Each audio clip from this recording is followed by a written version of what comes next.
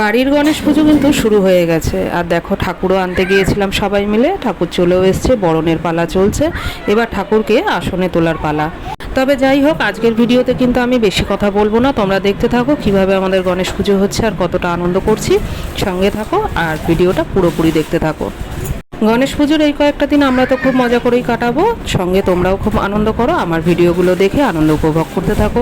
তো চলো সঙ্গে থাকো, আজকে আর খুব বেশি কথা বলবো না, আজকে এই পর্যন্তই শেষ করলাম, পুরো ভিডিওটা দেখতে থাকো।